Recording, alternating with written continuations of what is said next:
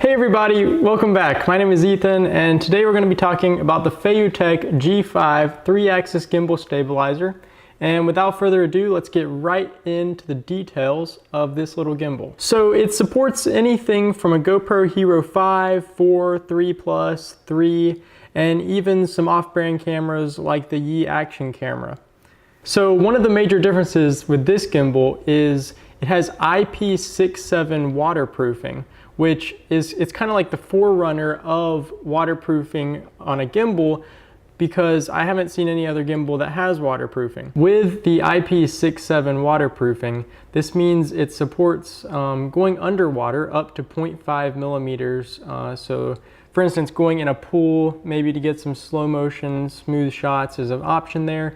But also in more practical application is if it's raining outside, or if you were filming a skateboard that went through a puddle and water splashed up on your gimbal, you wouldn't have to worry about your gimbal or your GoPro, especially if you have, if you have a GoPro Hero 5, it's waterproof, so you'd want your gimbal to be waterproof as well.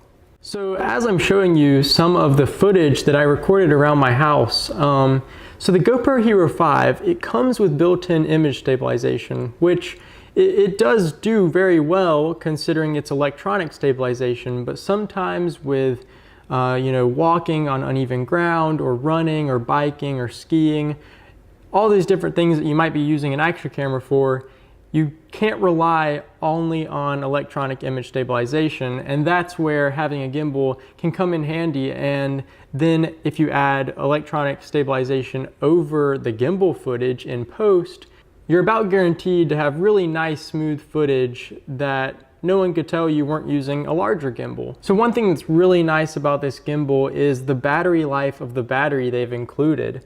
And it is a 22,650 Li-ion battery, which, the battery length is much longer than my GoPro battery even lasts. So you're never gonna run into a problem of your gimbal just dying out in the middle of a shot, especially before your GoPro battery. So the gimbal itself is built from a solid aluminum alloy, which it feels very strong and not plasticky to the touch. As you can see, when assembling the gimbal, you're gonna wanna take the included weight and screw off the outer piece and then install this weight so that the weight compensates for the gimbal. The way I do it is I take the camera and align the camera side of the GoPro to the very far right of the motor, because you want to keep the mode dial available on your GoPro Hero 5.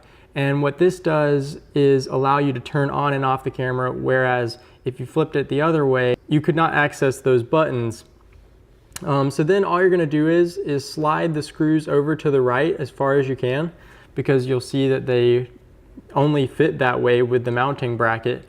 And then you just take the mounting bracket and the screws and screw them all the way in, and they're special made screws that are long enough for your GoPro Hero 5, and it also comes with an extra set of screws that are longer.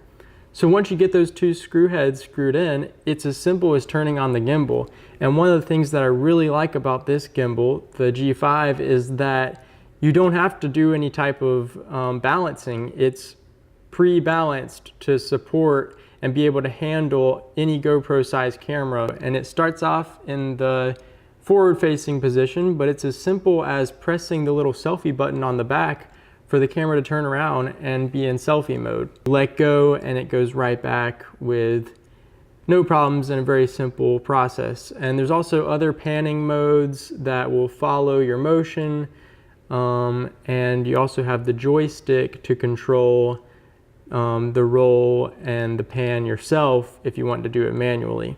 So to wrap things up, if you have an action camera, it's likely that you're going to need a gimbal to go along with it. I stand behind the FeiyuTech G5 gimbal because I think the price is on par with other gimbals, and it provides extra features like being able to support other cameras of the same size and having the ability to not deal with water and having waterproofing. I really hope you enjoyed and maybe learned something.